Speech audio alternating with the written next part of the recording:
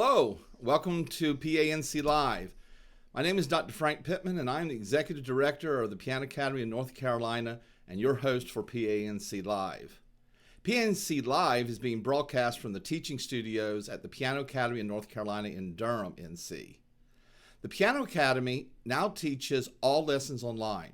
Our students range from 5 to 80, and we teach beginners through the most advanced. My esteemed colleague, Dr. Elizabeth Davis, specializes in teaching early music and keyboard training in both individual lessons and classroom environments. Her specialties are in teaching piano to adult learners as well as individuals with special needs, including ADHD and ASD. This is the second episode of PANC Live. There might be some technical issues along the way. We're still working those out, but please be patient if they occur, just like that. Feel free to ask questions or make comments during the show. Just type your thoughts in the comment section below. We'll try to address as many as we can. Today's guests are Jan Perry and Jennifer Hancock from Durham, North Carolina. Jan Perry is the Performance Festival.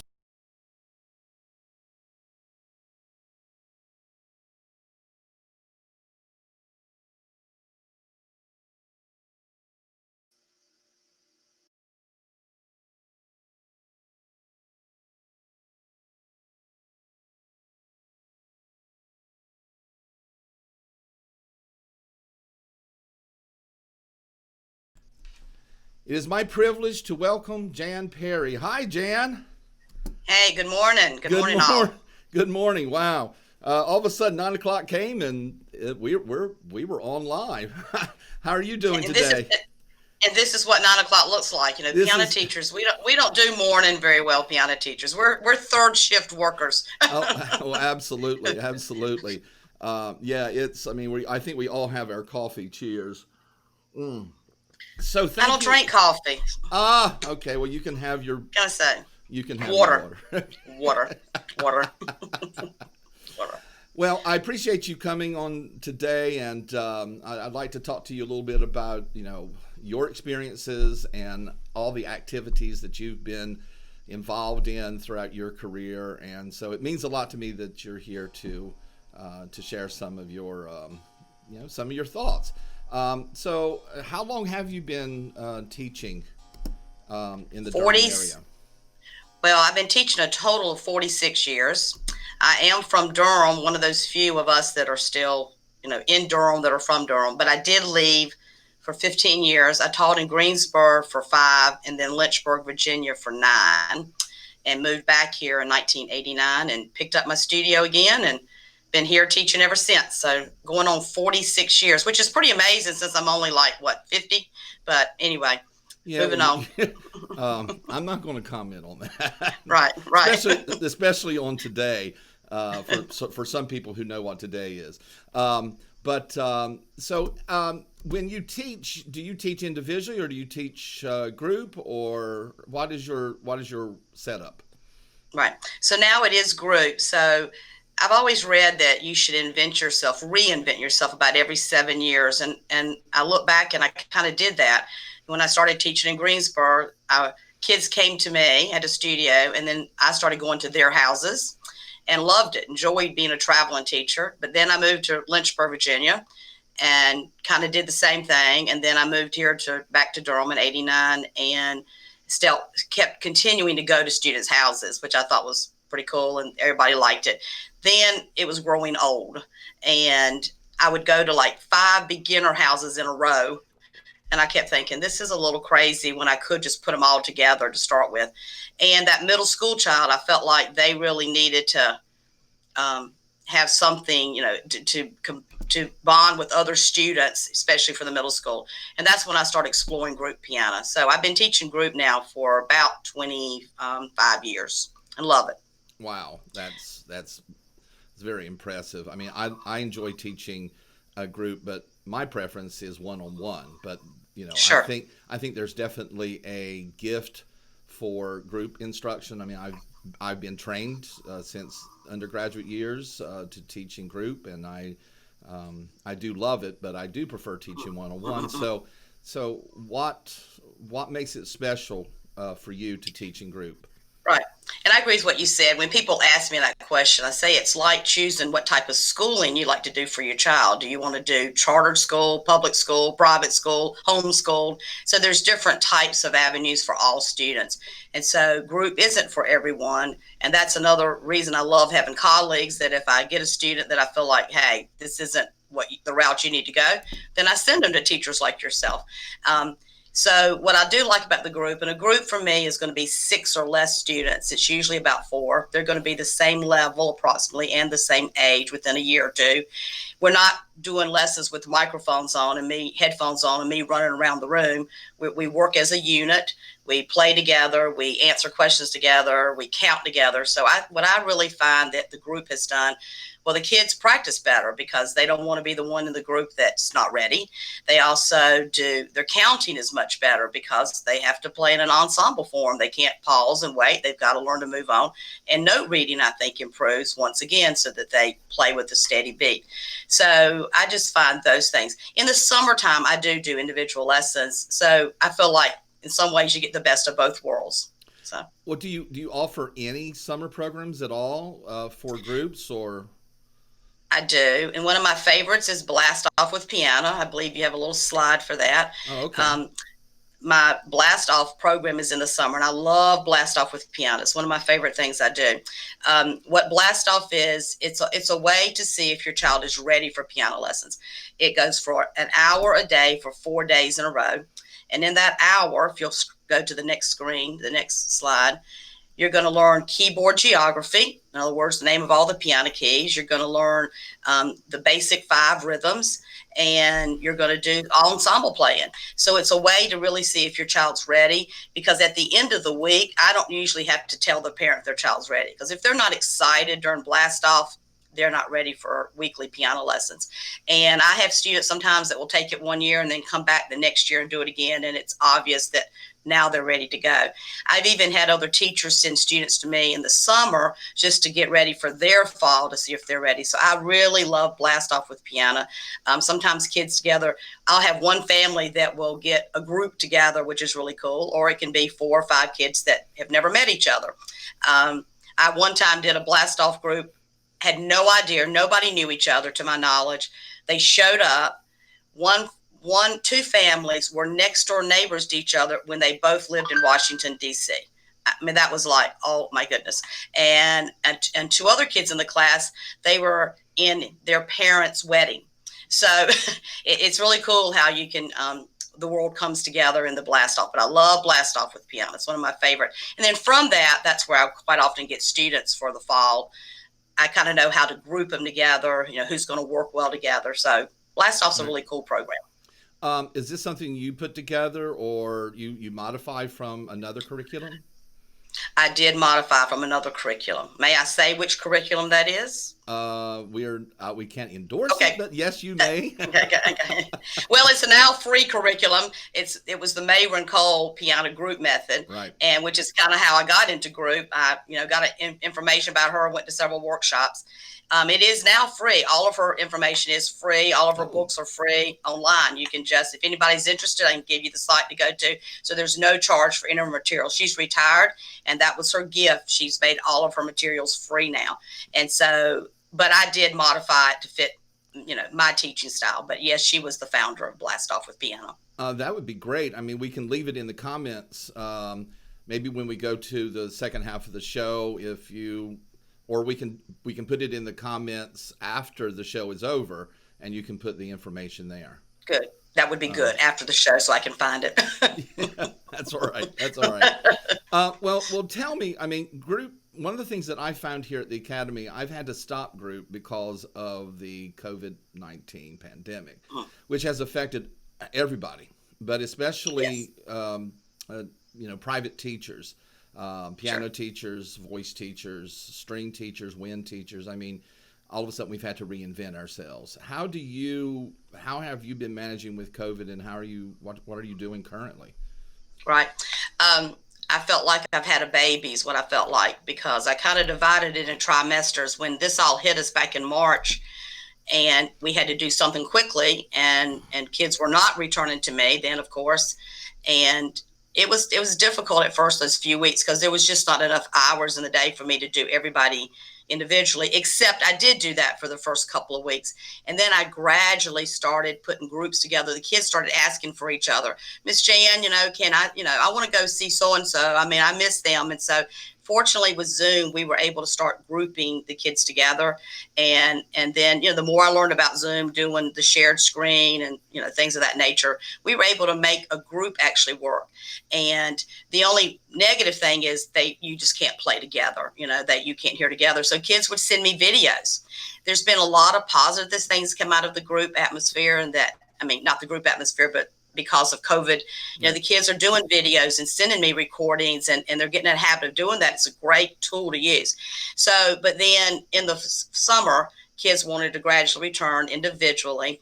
And so what I've done, like a lot of teachers, I have plexiglass between all the pianos and across from the students. I made my group smaller, only 4 or less in a group. I made piano toolkits.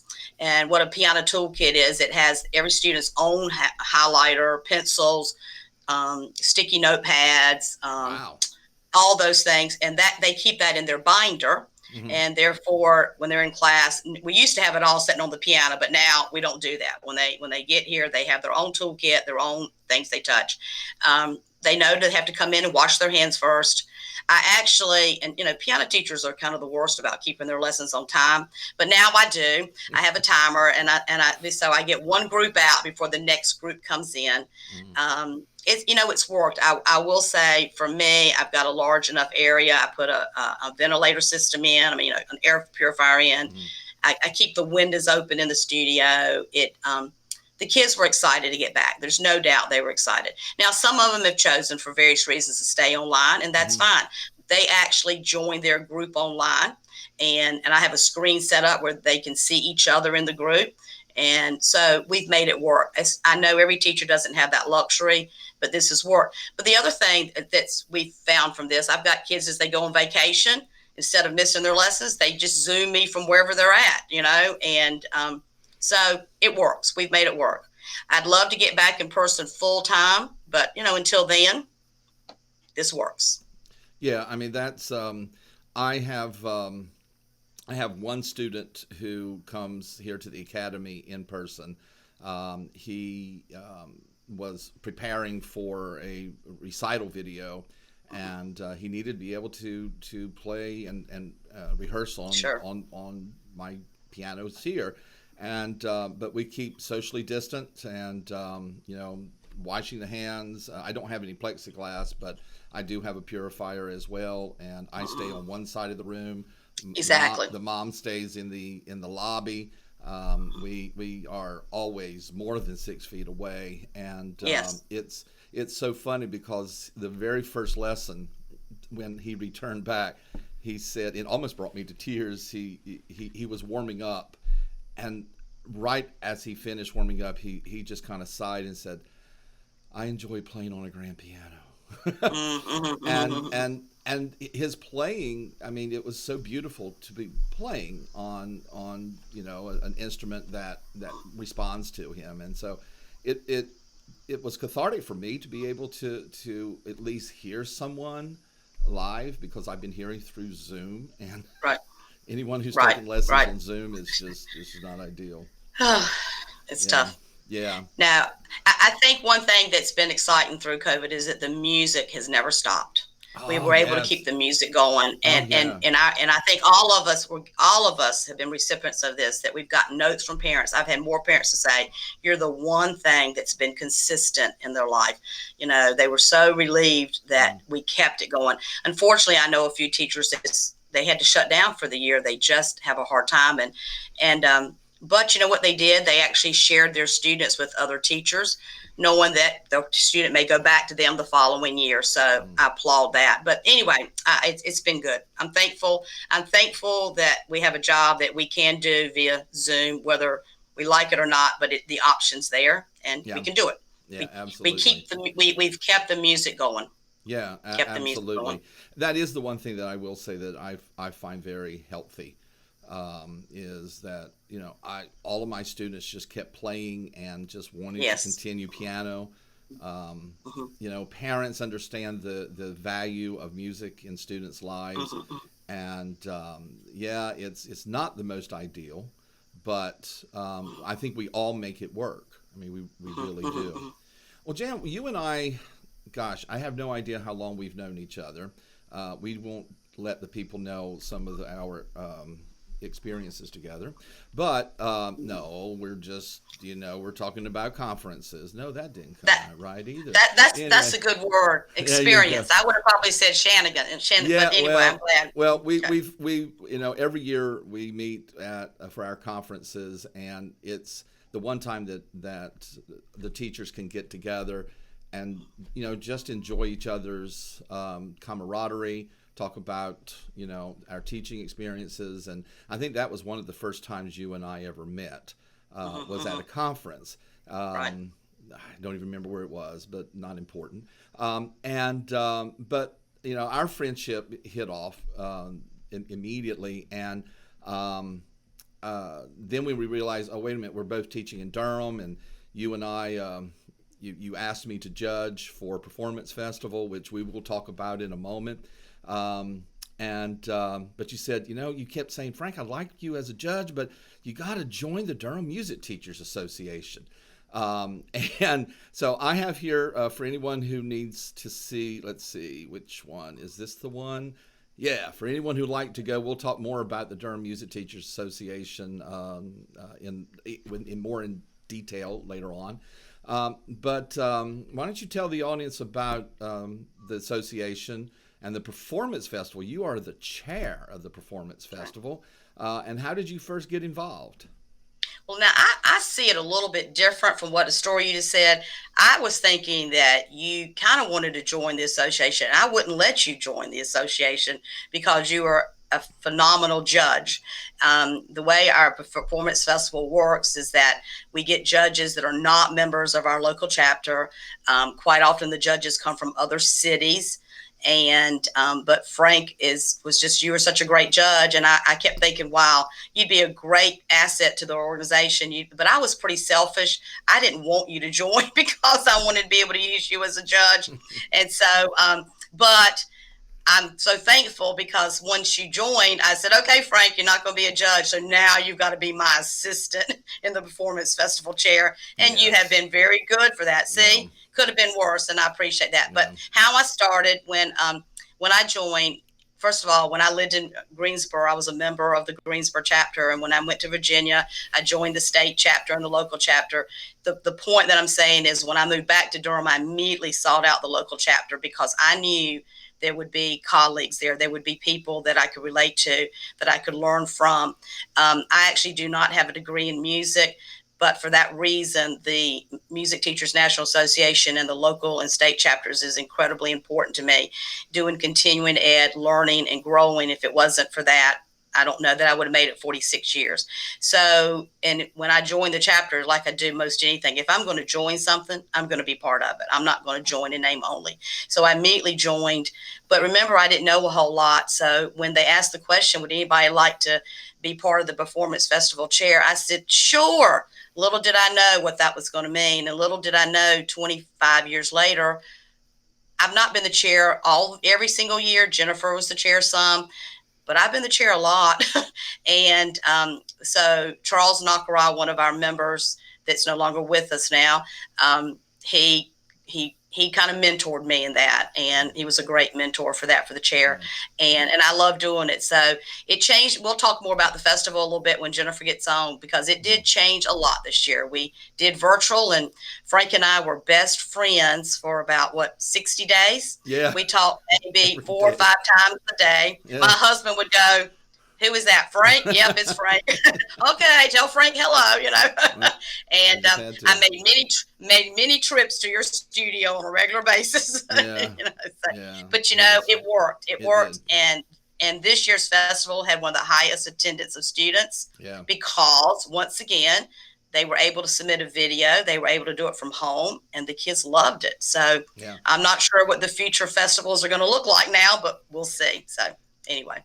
Well, that is that's one of the things of online festivals. Now that who knows what's going to happen in the future, but I'm also the state director for the North Carolina Music Teacher Association Right. Performance Festival, and logistically, it's we don't have to worry about finding a location, Right. Right. getting judges to drive from all over the state to come to one. I mean, just the sheer logistics of doing an online festival is so much easier.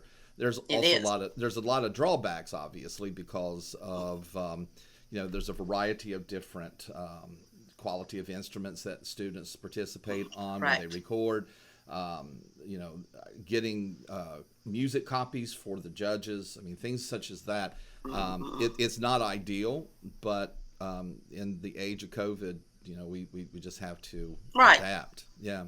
Well, Janet, it's a pleasure to talk to you this morning. Are you able to Thank you. It's stand been by great. a little bit? Oh, absolutely. That'd be great. I look forward to hearing from Jennifer and talking afterwards with her. Yeah. Well, Sounds great. we're going to go on a brief break, and so that Jan can take her little coffee break, and we're going to return in a moment with Jan and Jennifer. So please stand by.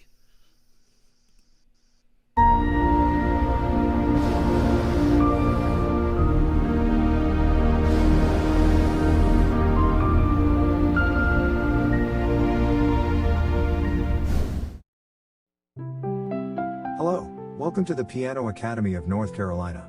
We specialize in teaching piano to all ages and levels. Our students range in ages from 5 to 70. We teach from the absolute beginner to the most advanced.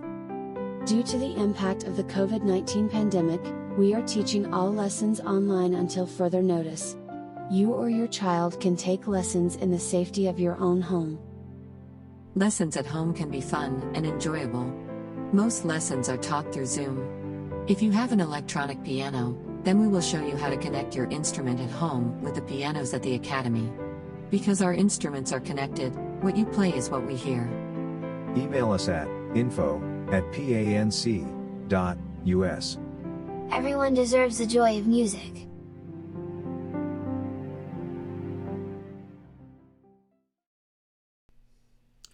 Hi, welcome back. Thank you for staying with us. We're talking with Jan Perry, and I'm going to introduce to you Jennifer Hancock in a moment. If anyone watching from Facebook is interested in taking online piano lessons, then just email us at info@panc.us, and we'll do our best to try to get you scheduled with online lessons. PANC Live is a Facebook live show being broadcast from the teaching studios at the Piano Academy in North Carolina in Durham.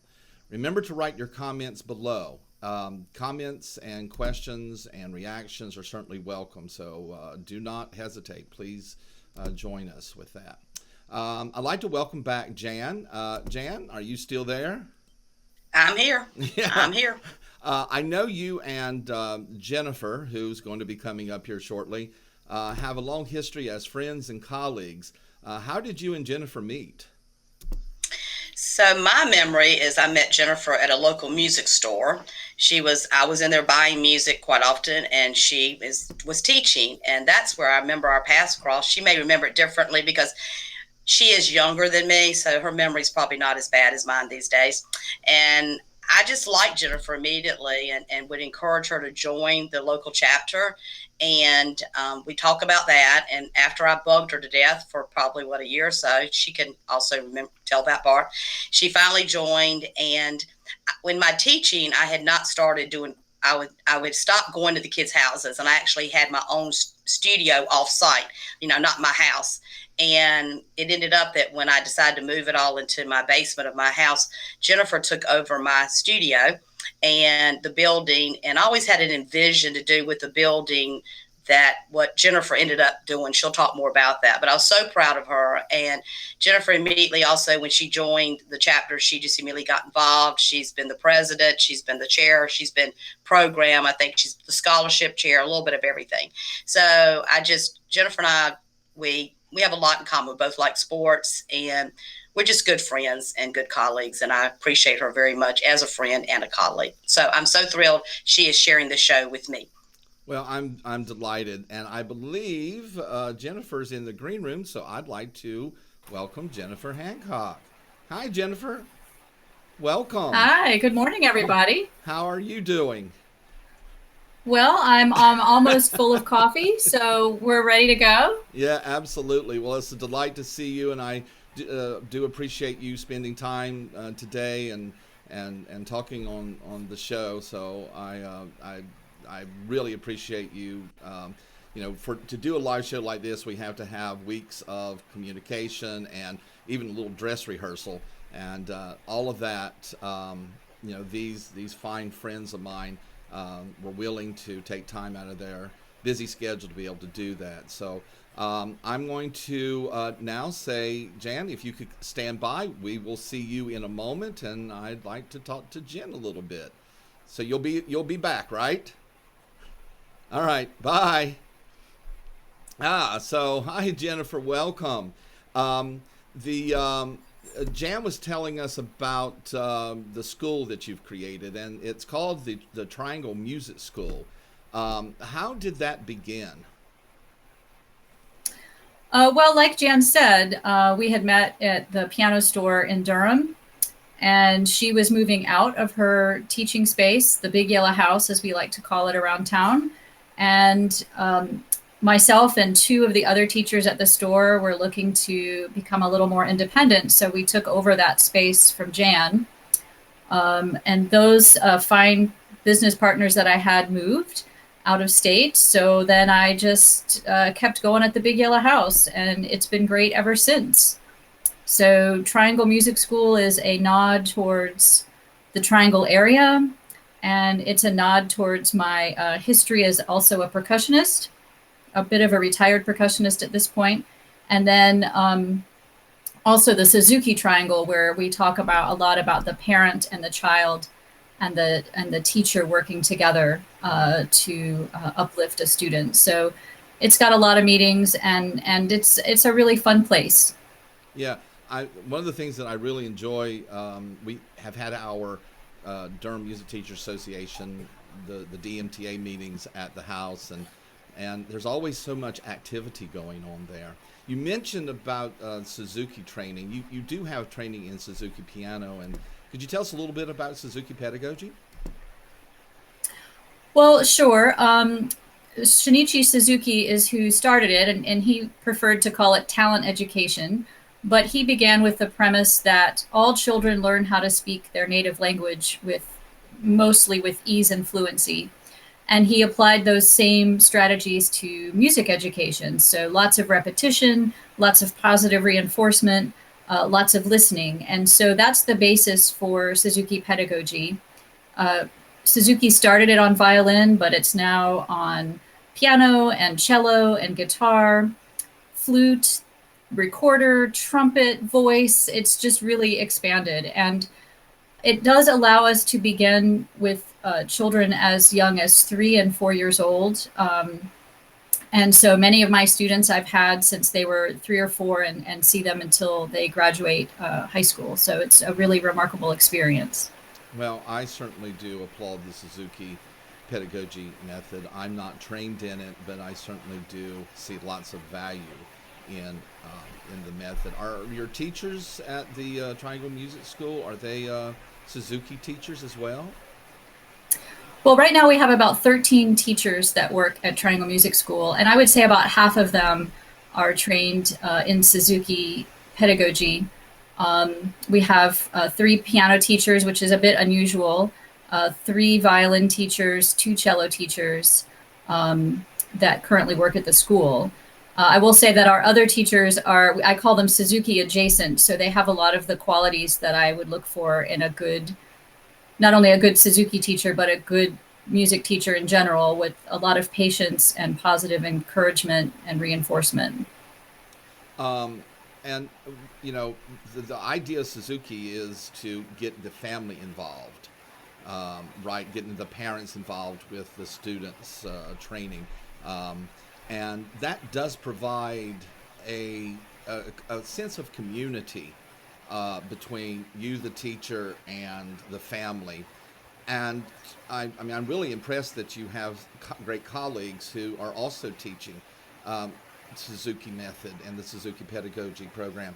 that just expands the sense of community. How have you kept a sense of community with your students? Well, I think in general, we have regular group meetings, especially with the piano students. So all of our piano students typically know one another, regardless of who their teacher is. There's a common repertoire, so there's a common language that we all speak. So everybody's playing Twinkle, or everyone has played Twinkle, Twinkle, Little Star, and we can all talk about the joy of that, joy in quotes.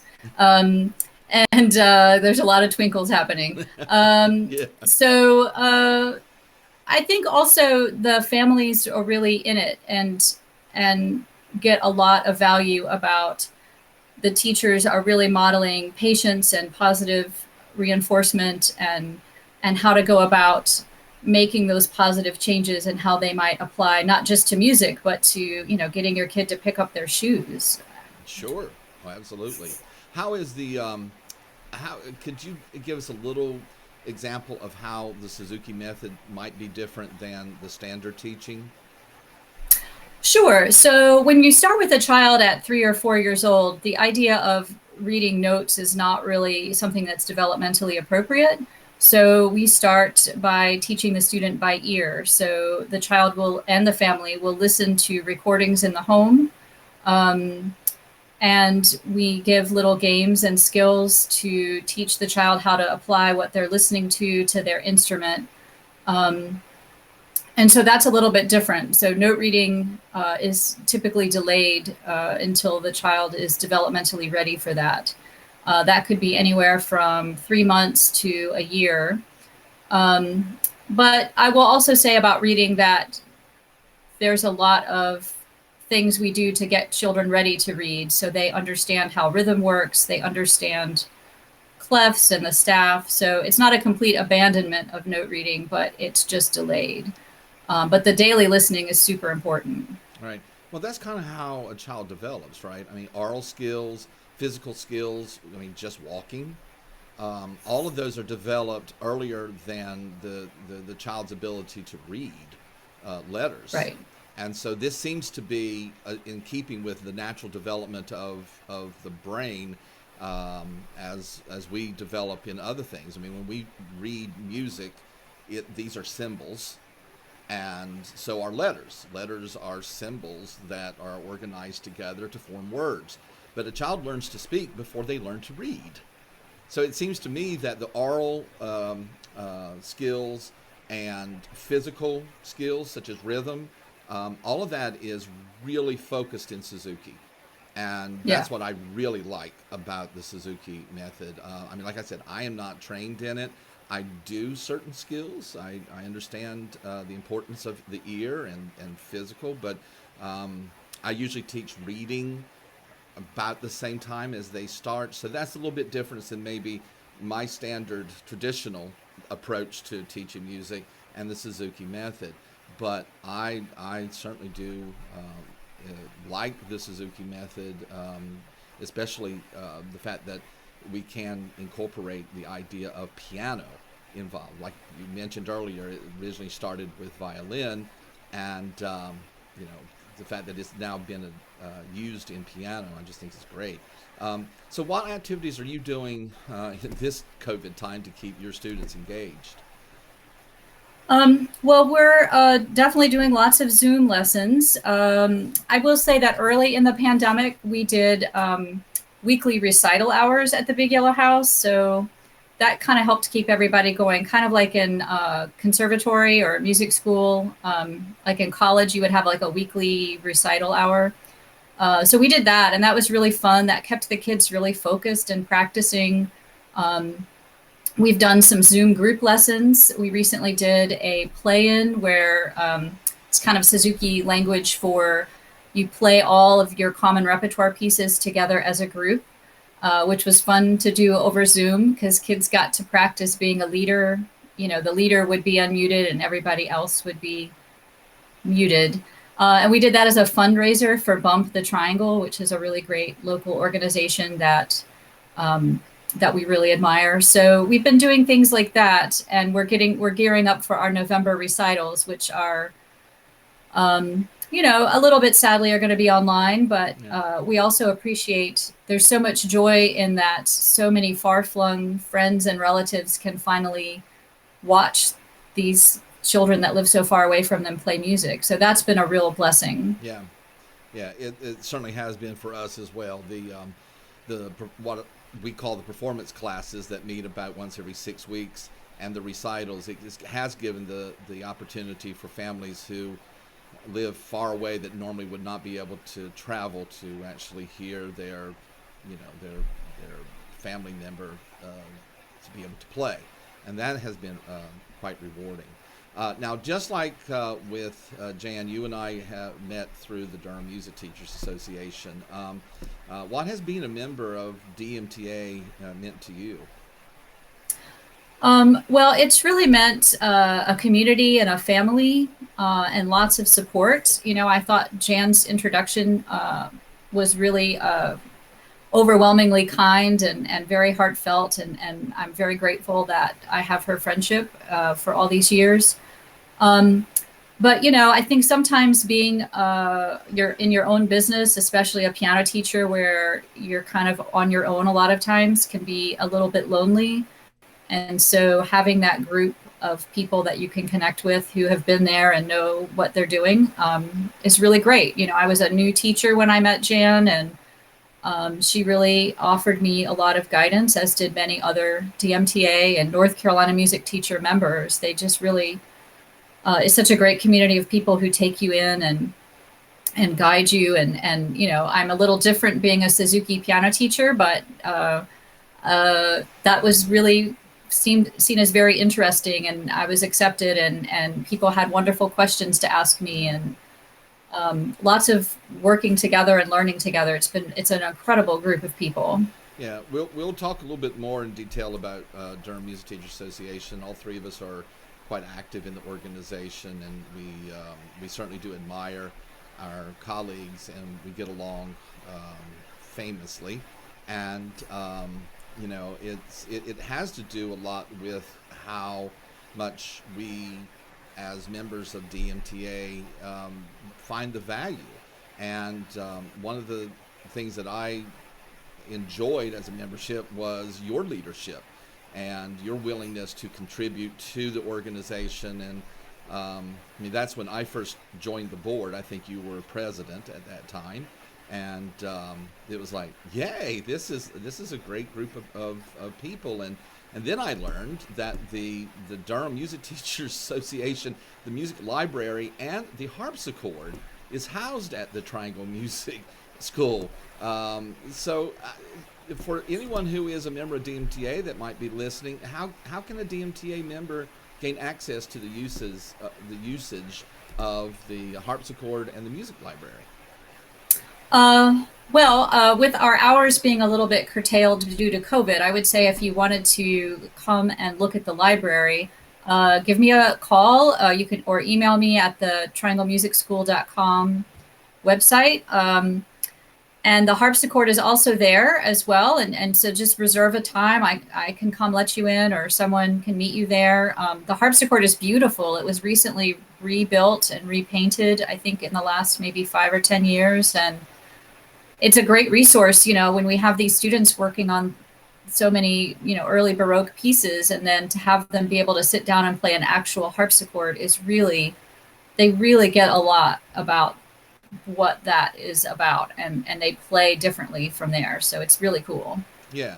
I certainly will be contacting you because I've got a few kids who are playing Telemann and Bach, and we'll keep our social distance for sure.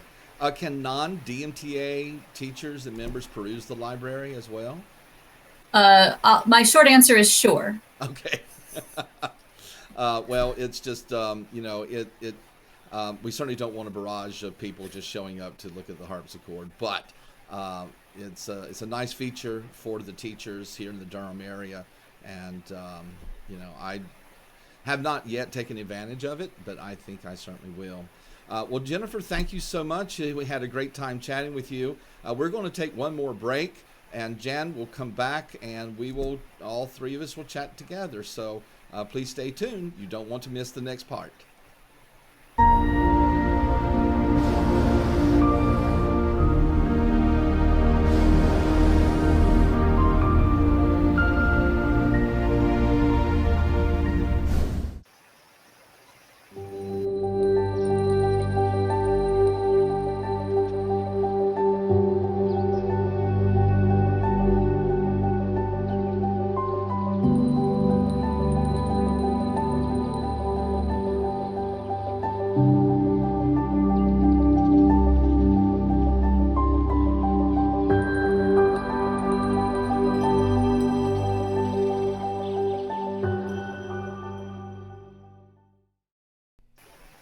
Well, welcome back, everyone. I am so appreciative to have such great friends as Jennifer Hancock and Jan Perry, and so I'd like to welcome all of us to come back and chat with each other. Hi, Jan. Welcome back.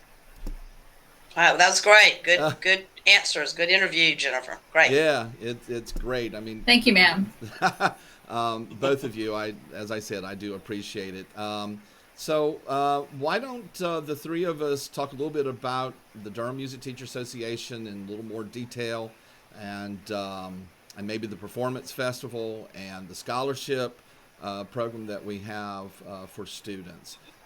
So Jan, Jennifer, you guys can banter a little bit back and forth. Well, I think the first thing we should probably really talk about is the scholarship fund that really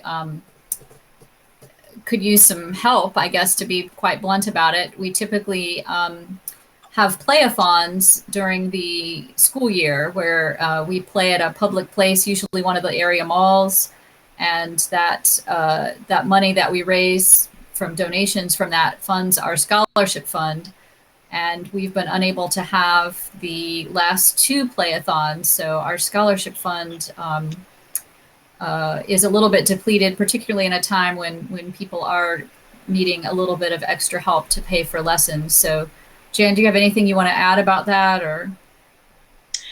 No, except that, I mean, you're exactly right. I mean, we're sponsoring this year, I believe, like 7, and we weren't able to give a full scholarship because we just didn't know if we would have enough for the second semester. But we wanted to go ahead and sponsor the first with the hopes that we can. Some of the teachers are doing their in-house playathons, and they're trying to raise money there. And but anyone that would like to donate, that's great. It's a tax deduction, and we'd love to have you be part of it. The thing that I am so impressed. Sorry, hey. The thing that makes me so impressed with Durham Music Teacher Association is the fact that, and I think at one point I was a scholarship chair. You were. You were. Okay. Memory serves me. And the fact that there are so many wonderful students who, do need a little extra help in paying for lessons and supplies and music, and the scholarship program at DMTA really goes to the idea of the value of all students, regardless of their economic status, or that we value the all students, and we have many teachers who often give scholarships themselves to their students who are in need, and to have that little supplement coming from DMTA is wonderful. I like to put up the little graphic here for people to see.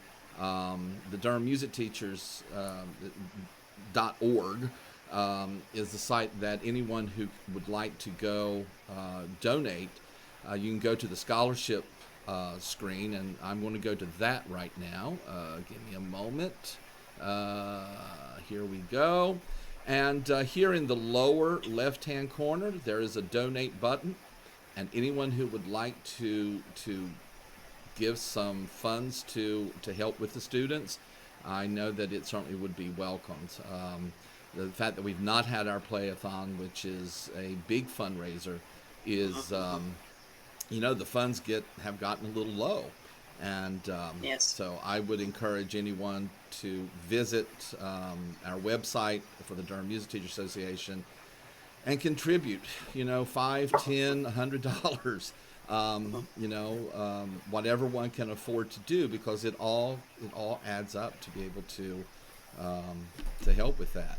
I'd like to talk a little bit, and we're not exactly. I'd like to talk a little bit about the Performance Festival, but if the scholarship comes up in our conversations, we can. So, Jan, tell us a little bit about the Performance Festival, maybe how long you've been associated with it, or how long it's been going, and a little bit about the history. Can you give us a little bit on that? Sure. So, the history, to my knowledge, I wasn't around at this time, and but Dorothy Kitchen, she was a member of our chapter. I think one thing cool about our association is we're not just piano teachers. We are predominant piano teachers, even though we have voice teachers, string teachers. We have guitar teachers. We've had flute teachers in the past, and so composition. So it's great to be able to have colleagues in all different fields, but we are predominantly piano. But Dorothy actually started the festival as a string festival, and as a member of DMTA, they ended up, I don't know if it was the very first year, but then next thing we know, we started having the piano. And so by the time I got involved, which has been like 1990, and it had really was growing, and quite often it's held at Duke. We've had it at Central a few times, but it's usually at Duke. They let us use their facilities in May, and students, it's based on, I mean, they get to choose their own music, and it's based on age. So, you know, each category is an age category versus a level category. And the kids play for a judge. They all receive comments. They get ratings. And whoever the judge chooses to represent that category in a recital gets to play the next day in a recital, which is really cool. And sometimes that might be their version. And that's at Duke at Nelson usually. Yeah, and that's kind of, exactly. You know, for a lot of kids, that's like kind of going to Carnegie Hall for a moment. I mean, you know, they're up on the stage on a usually 9-foot concert grand, and it's a really cool thing to hear this talent, which is open to the public to come and hear these concerts. And it's great because, and it's also great because your piano students get to hear string students and string hear piano, and it's just really cool. It's really good.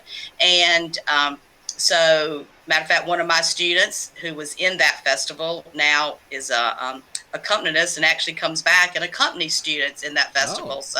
I know that's really cool. I'll never forget one time that I watched the kids and I'm going, wow, there's amazing talent up there. And I looked at Frank and said, boy, I wish I had a student playing in it this year. And he said, you do? And I said, no, I don't. He said, yeah, your former students up there accompanying those voice students.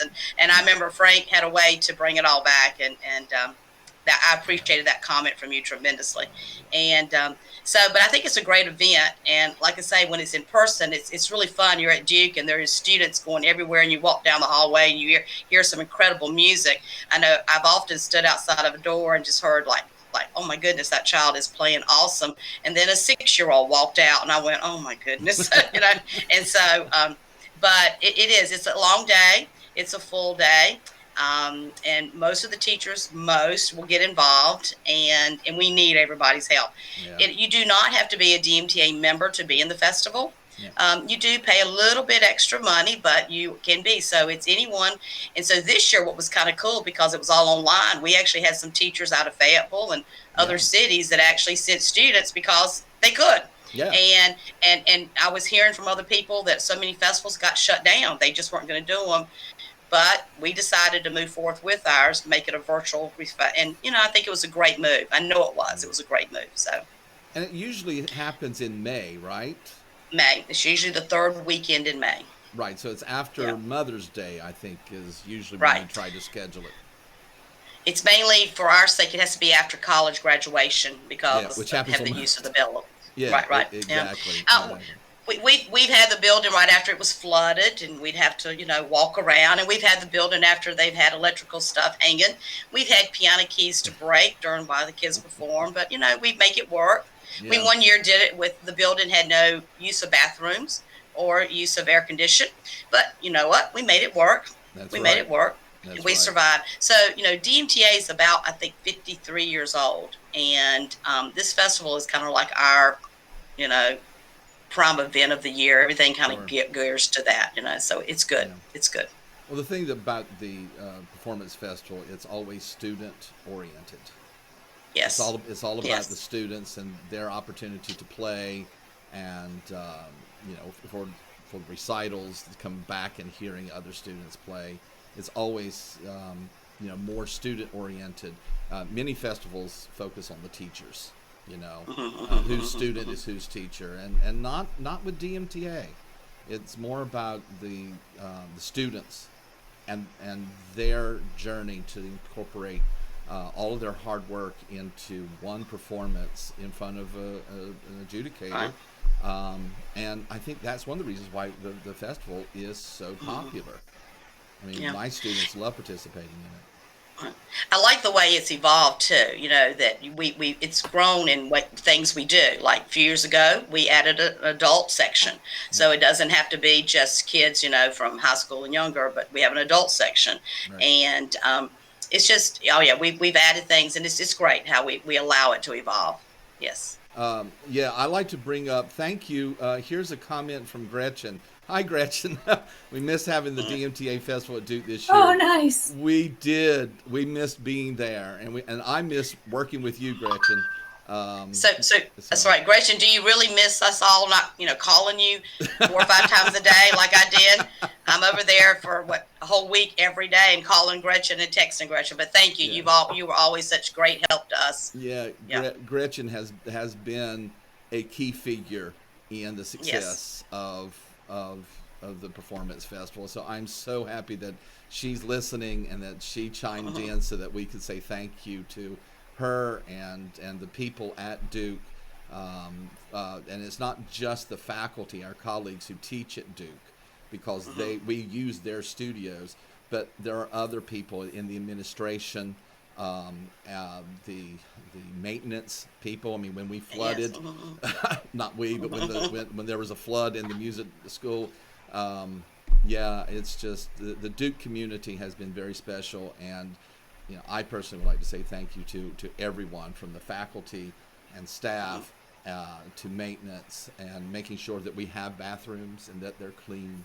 I mean, it's just it's so wonderful to have the opportunity to go at Duke. Well, we're almost at the end, and so what I'd like to know is if Jennifer, you have some closing thoughts, or Jan, before we say goodbye to everyone. Two things. I would like to also say that one cool thing about the Performance Festival, aside from our awesome food spread for teachers who are there all day, is we have a really great composition category. So in many years, we do it kind of as a master class where students submit their scores ahead of time and then meet with the judge who goes over their composition with them.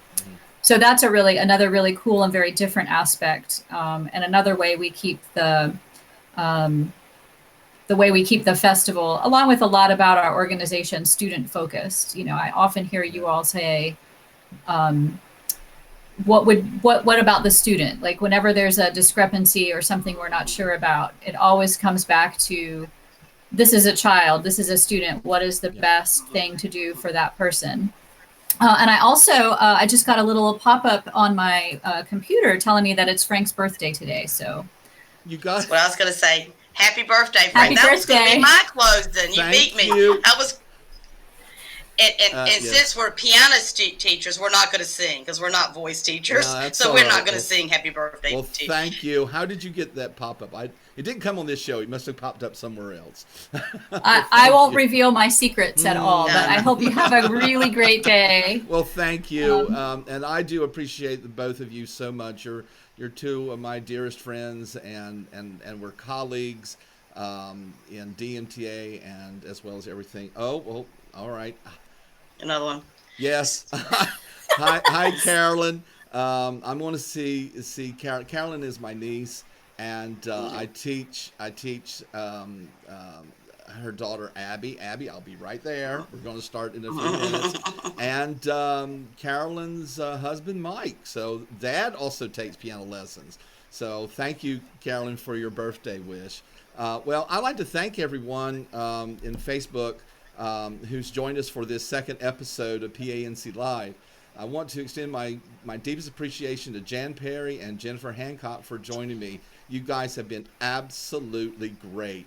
If you are watching recorded broadcast of this show and would like to ask Jan or Jennifer a question, just please leave the comment below. I'm sure that they'll love to hear your reactions and thoughts. Thank you again for joining us for our second show. Keep watching for future shows. We would like to have a show every 2 weeks on Saturdays at 9 a.m. Our goal is to introduce you to the pianists and piano teachers and piano students who live in the great Tar Heel state of North Carolina. The next show will be November 21st. I will be interviewing Tanya Kirk and a special guest.